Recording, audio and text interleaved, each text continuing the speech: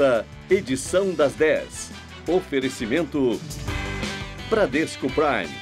Viver é Prime. Olá, boa noite. Boa noite. STF libera vídeos das delações de executivos da Odebrecht. Ex-diretor da empreiteira Alexandrino Alencar diz que filho do ex-presidente Lula recebeu favores da empresa. Já o patriarca da construtora, Emílio Odebrecht, diz que corrupção é institucionalizada no país e que relatou a Lula que o pessoal dele estava com a goela muito grande. 4 ex-presidentes da República são citados nas delações da Odebrecht: Collor, Fernando Henrique, Lula e Dilma. E após ter 8 ministros citados nas delações, Temer diz que o governo não pode ser paralisado. E citados em inquérito, homens fortes do presidente tentam manter a normalidade. Marcelo Odebrecht diz que repassou 50 milhões de reais ao PSDB e que parte desse valor foi para o senador tucano Aécio Neves. Você acompanha essas e outras notícias logo depois do intervalo. Se quiser dicas de Nova York, eu posso dar várias. Mas no Brasil, a minha dica é: tenha uma conta no Bradesco Prime, o meu banco. Porque lá eu tenho atendimento personalizado, consultoria de investimento e, é claro, serviços internacionais. Porque uma hora eu posso estar em um lugar. Logo depois, em outro. Bradesco Prime. Viver é Prime.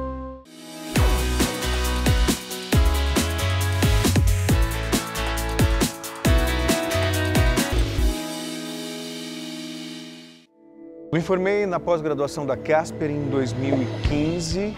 Depois de tanto tempo trabalhando como jornalista, senti a necessidade de uma reciclagem, de mergulhar novamente no mundo acadêmico em busca de novos conhecimentos. Eu, sinceramente, acho um privilégio, porque veja só, no mesmo espaço eu posso executar a minha função de jornalista, apresentando, escrevendo para o site, escrevendo para a televisão. Tenho a oportunidade de aprender, como tive na pós-graduação, futuramente no mestrado, e também posso, ao mesmo tempo, ensinar, passando a minha experiência num curso extracurricular. Poucas as pessoas têm essa oportunidade e eu, felizmente, tenho. Por isso, eu sou Casper. Somos todos Casper. Bonitinha, você é o tipo de pessoa que sabe perdoar? No Todo Seu de hoje, vamos conversar sobre esse assunto.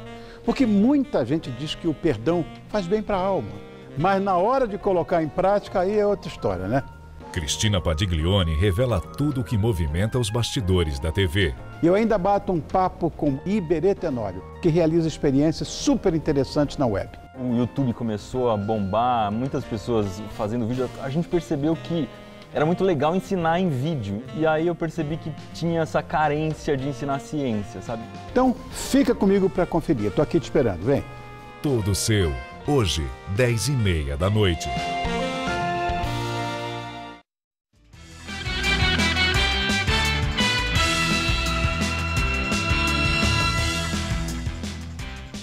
Ao menos 4 ex-presidentes foram citados nas delações da Odebrecht. São eles Collor, Fernando Henrique, Lula e Dilma. O senador Fernando Collor, do PTC de Alagoas, é suspeito de receber R$800 mil de propina e caixa 2 para sua campanha de 2010. Nos arquivos, Collor é chamado de Roxinho. Por meio de sua assessoria, Collor nega de forma veemente ter recebido qualquer vantagem indevida na campanha de 2010. No caso do ex-presidente Fernando Henrique Cardoso, a citação foi feita por Emílio Odebrecht, patriarca da família e atualmente presidente do Conselho da Empreiteira. Segundo a delação, o tucano teria recebido vantagens indevidas e não contabilizadas para as duas campanhas dele à presidência, em 1993 e depois em 97. Em vídeo publicado em uma rede social, Fernando Henrique diz que ainda não conhece o teor das declarações, mas que vai esclarecer tudo. Já o ex-presidente Lula é citado em 6 petições. Segundo os delatores, o petista aparecia nas planilhas com o codinome de Amigo. A Odebrecht teria bancado a reforma no sítio em Atibaia, imóveis e palestras do ex-presidente, além da construção da sede do Instituto Lula. Executivos da Odebrecht disseram ainda que o irmão de Lula, conhecido como Frei Chico, teria recebido uma espécie de mesada da empreiteira no valor de R$5 mil.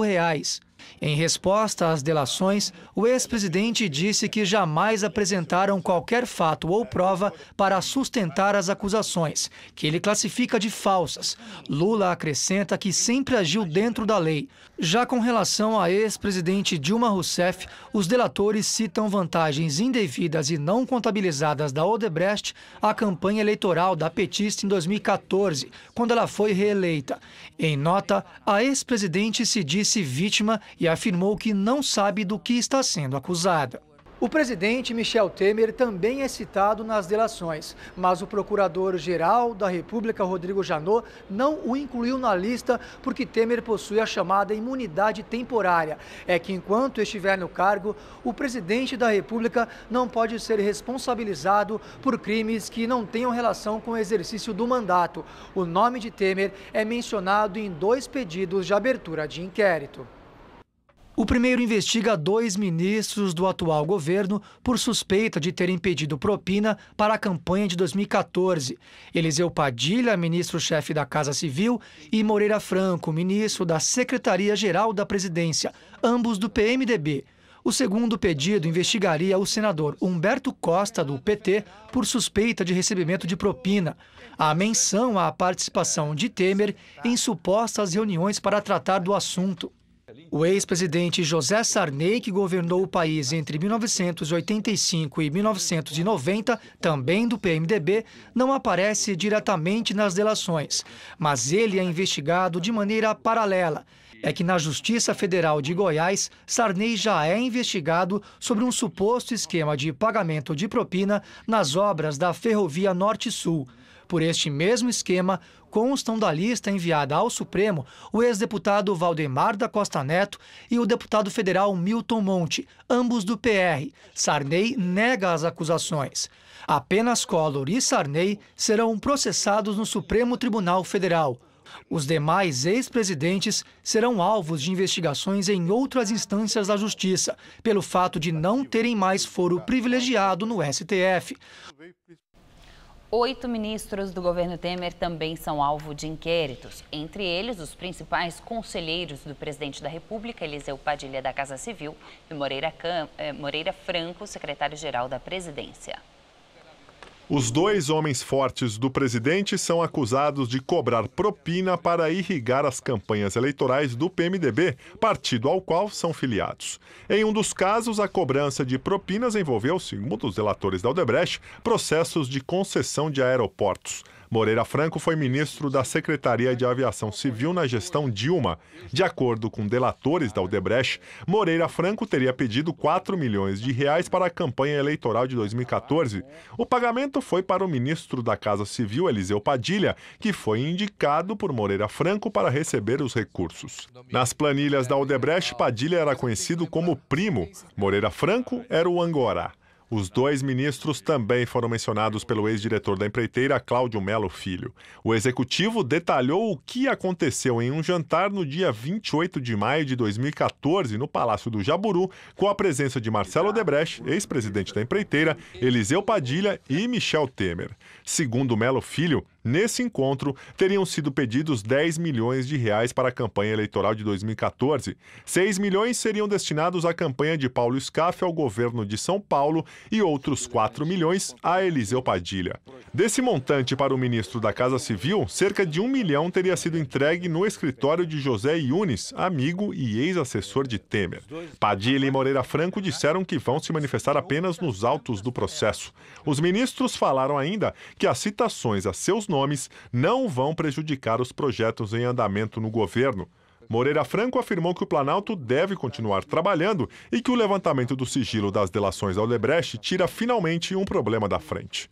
O temor do Palácio do Planalto é que a nova lista de Janot atrapalhe as principais votações no Congresso, principalmente a da reforma da Previdência, que encontra resistência de partidos da base aliada. Ao longo do dia, o Supremo Tribunal Federal foi liberando trechos gravados das delações premiadas dos executivos da Odebrecht. O ex-diretor da Odebrecht Infraestrutura, Benedito Júnior, falou sobre pagamentos de propina ao ministro da Casa Civil, Eliseu Padilha, do PMDB, e ao governador de São Paulo, Geraldo Alckmin, do PSDB. A Odebrecht conquistou um contrato para a construção da linha 1 do trem de ouro, Porto Alegre, Rio Grande do Sul, que era uma ligação de São Leopoldo e Novo Hamburgo. O início da obra se teve em 2008, começamos efetivamente esse projeto em 2008, e que ao longo de 2008, o meu executivo, responsável pela operação no sul do país, Walter Lana, me procurou informando que havia um acerto de pagamento com o deputado Eliseu Padilha, por conta desse projeto, do valor de 1% sobre o valor da nossa parte do contrato. Especificamente no caso do Geraldo Alckmin, em 2010, eu fui procurado pelo meu executivo em São Paulo, Carlos Armando, com uma demanda de uma pessoa que trabalhava dentro da construtora, aliás, um acionista da construtora que já faleceu, Luiz Araújo, que era muito amigo do governador Geraldo Alckmin, e que nós deveríamos nos preparar para fazer uma doação de campanha de R$2 milhões. E que o Carlos Armando deveria tratar desse assunto com o cunhado do Dr. Geraldo Alckmin, o Dr. Ademar César Ribeiro. Eu autorizei o Carlos que fizesse planejamento para pagamento, ele contactou o Dr. Ademar e fez os pagamentos sob o codinome Belém, no valor de R$2 milhões para essa campanha do governador Geraldo Alckmin em 2010. Na lista de investigados está a cúpula do Congresso Nacional.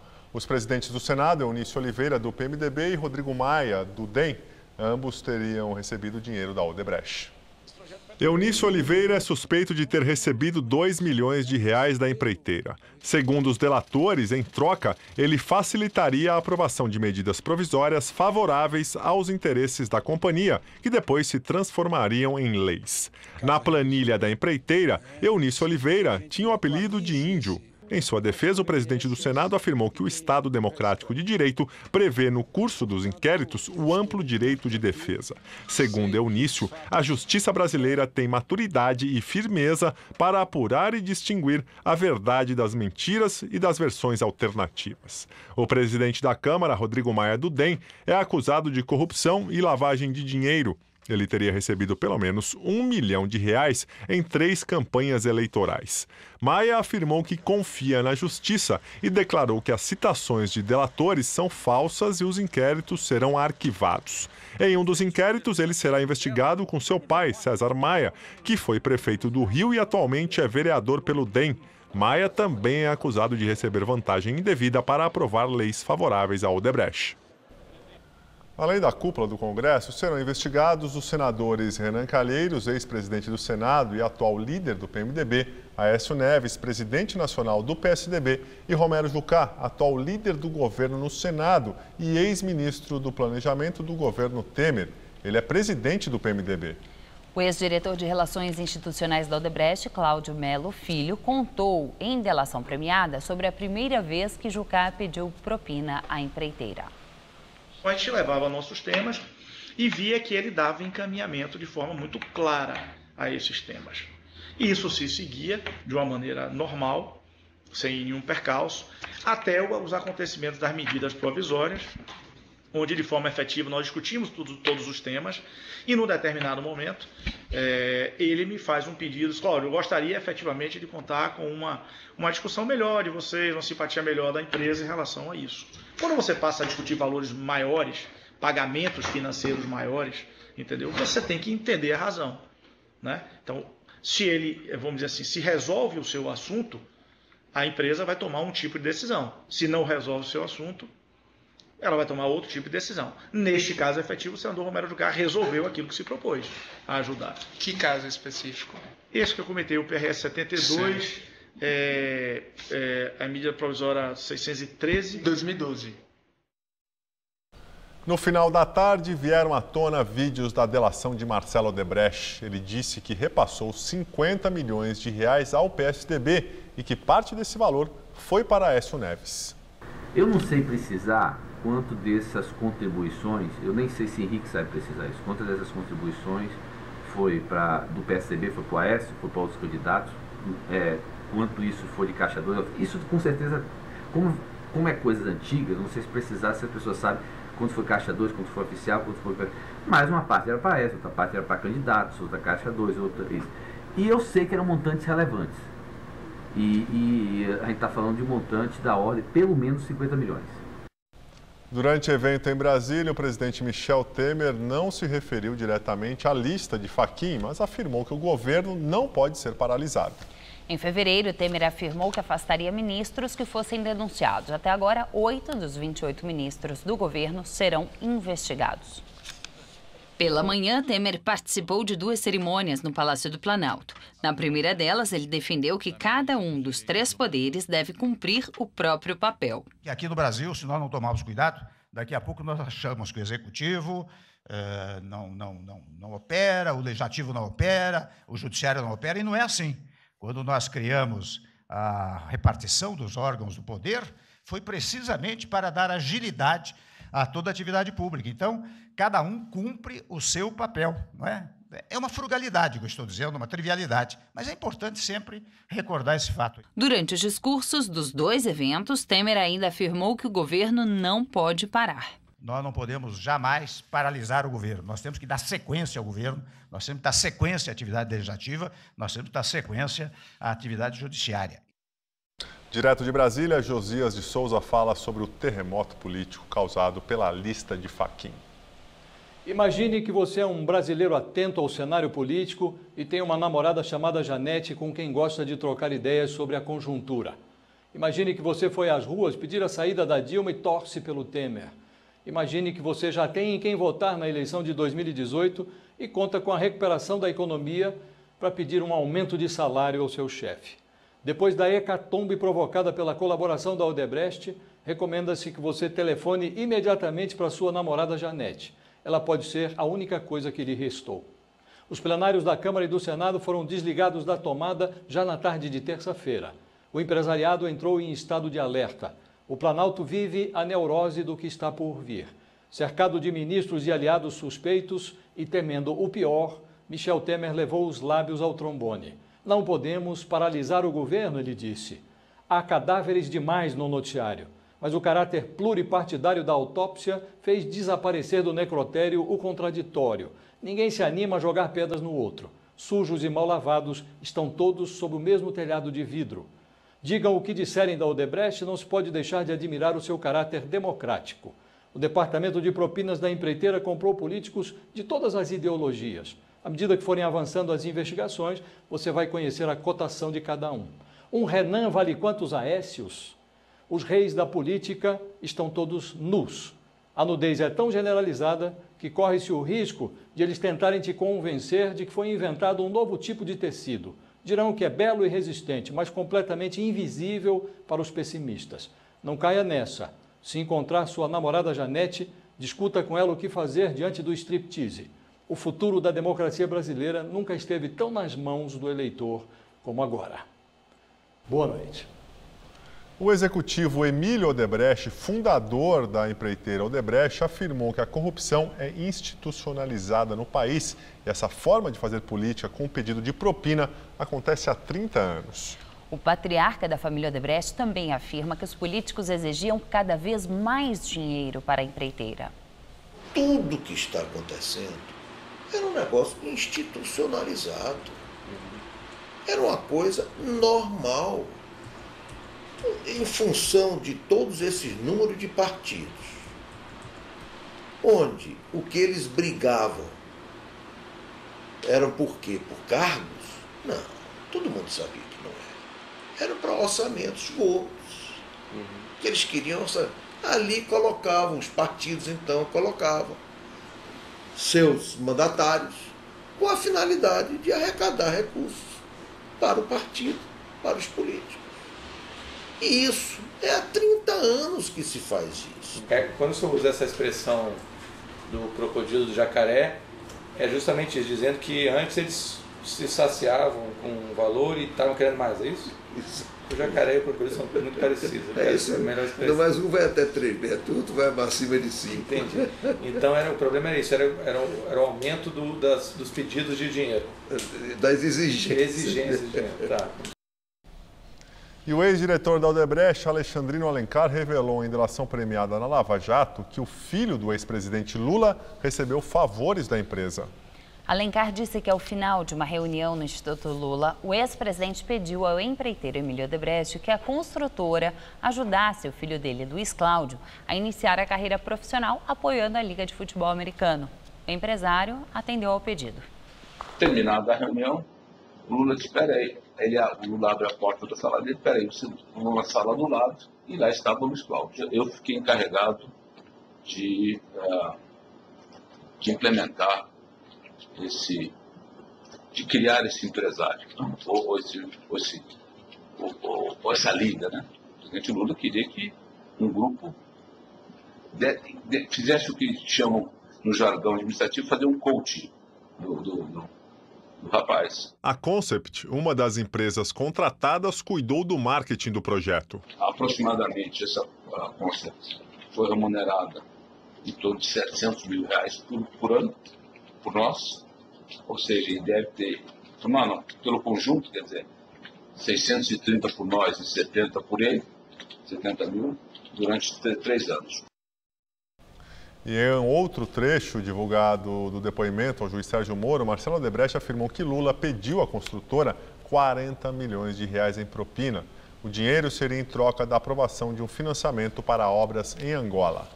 Em contrapartida, Lula teria liberado US$ 1 bilhão em financiamentos do BNDES à empreiteira. Marcelo contou que Lula era o amigo nas planilhas. As duas únicas comprovações que eu diria de que Lula, de certo modo, tinha um conhecimento dessa provisão foi quando veio o pedido para a compra do terreno do Instituto IEL, que eu não consegui me lembrar se foi via Paulo Okamoto ou via Bunlai, mas com certeza foi um dos dois, e depois eu falei com os dois. E eu deixei bem claro que se eu fosse comprar o terreno, sairia do valor provisionado. Aí eu fui em Palocci e disse, Palocci, olha, o pessoal está querendo o Instituto, tá? Tem autorização sua para usar esse recurso do... E aí ele falou, sim. Eles resolveram comprar e depois desistiram. Então, na verdade, foi feito um débito e lá na frente tem um crédito. Tem um crédito. Ao saldo amigo. E o empreiteiro disse também que a presidente Dilma Rousseff quis saber se o então vice Michel Temer teria recebido propina em contrato da Petrobras. Tudo que eu tinha contado para a Graça, eu contei para ela. E disse, veja bem, não é justo o que a Graça fez. No caso da presidente, ela sempre estava incomodada de querer saber. Eu achava que ela queria saber se Michel está envolvido. Ela nunca, mas você percebe se ela queria instigar quem era a pessoa que estava envolvida por trás que estava recebendo isso. Quem teria recebido o dinheiro. Quem teria recebido o dinheiro. No PMDB. Marcelo disse que entre 2008 e 2015, os principais interlocutores com o governo foram os ex-ministros do PT, Antônio Palocci e Guido Mantega. Eles teriam recebido 300 milhões de reais. Entre 2008 e 2015, os meus principais interlocutores, para tratar todos os temas relativos que eu tratava junto ao PT no governo federal, eram Guido Mantega, Palocci em primeiro lugar, depois Guido Mantega. Dentro dessa relação, eu disponibilizava, quer dizer, negociava com eles valores no processo mais ou menos acumulado, que ao longo de 2008, entre 2008 e 2015, acabou sendo um montante que eu acabei disponibilizando para eles ao redor de 300 milhões de reais. Odebrecht afirmou ainda que todas as campanhas municipais que a empresa apoiou foram por meio de quantias de dinheiro repassadas ao marqueteiro João Santana. Todas as campanhas municipais que a gente apoiou foi naquelas em que a gente apoiou a pedido de Palocci ou Guido, via João Santana. Um dos ex-executivos da Odebrecht, Márcio Faria da Silva, afirmou na delação premiada liberada hoje pelo Supremo Tribunal Federal que o presidente Temer comandou em 2010, quando era candidato a vice-presidente na chapa de Dilma Rousseff, uma reunião em São Paulo em que se acertou o pagamento de US$ 40 milhões em propina. O valor, segundo o delator, era relativo a 5% de um contrato da empreiteira com a Petrobras.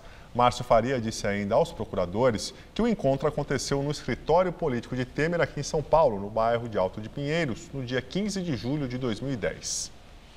Por meio de nota, o presidente Michel Temer disse agora à noite que jamais tratou de valores com Márcio Faria e que o depoimento do ex-executivo da Odebrecht é baseado em uma mentira absoluta.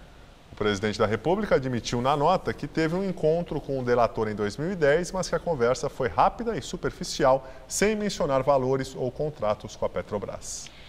O empreiteiro Marcelo Odebrecht também disse que o ex-presidente da Câmara, Eduardo Cunha, sugeriu contratar uma empresa de espionagem chamada Kroll para anular a Lava Jato.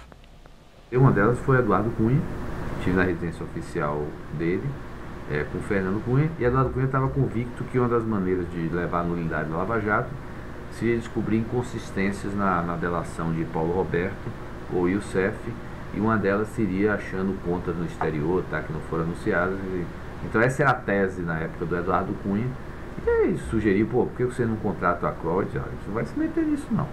E aí a gente não deu consequência, mas eu até não sei se essa foi uma das razões explícita ou implícita que ele contratou a questão da Kroll lá. A abertura dos 76 inquéritos autorizada pelo ministro do Supremo Tribunal Federal, Edson Fachin, é apenas um dos passos para que eventuais condenações sejam feitas. Há cerca de um mês, o Procurador-Geral da República, Rodrigo Janot, enviou 83 pedidos de abertura de inquéritos ao Supremo Tribunal Federal. O conteúdo das delações premiadas de executivos e ex-executivos da Odebrecht foi a base para as solicitações. O ministro Edson Fachin, relator da Operação Lava Jato, decidiu pelo arquivamento de 7 dos pedidos. Fachin também enviou cerca de 200 pedidos de outros políticos, como ex-presidentes e autoridades, para outras instâncias. São pessoas que não têm prerrogativa de foro no Supremo. A abertura de inquérito não é uma condenação antecipada dos investigados. É a partir dela que se apuram indícios para descobrir se os envolvidos cometeram crime. Durante a fase de inquérito, o Ministério Público pode coletar provas, como, por exemplo, pedir a quebra do sigilo telefônico ou bancário, com autorização prévia de Fachin ou do juiz da instância competente. Os procuradores também ouvem testemunhas e analisam documentos.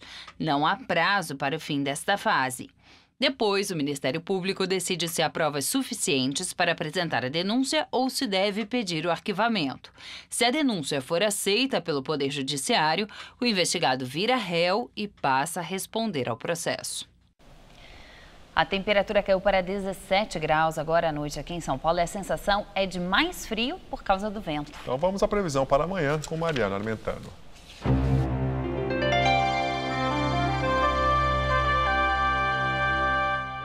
Vai continuar friozinho sim, e para quem está programando o feriadão, eu já adianto que só vai esquentar mesmo no final de semana.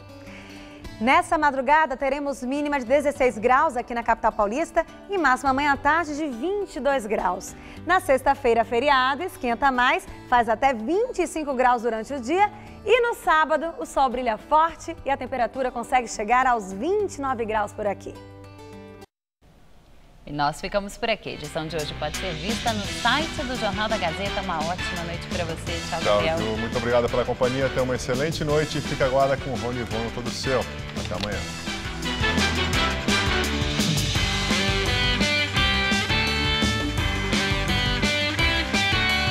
Boris Bell entrevista grandes empresários do ramo de seguros no programa Seguro. Neste domingo, 20h30 da noite. Assista agora. Todo seu.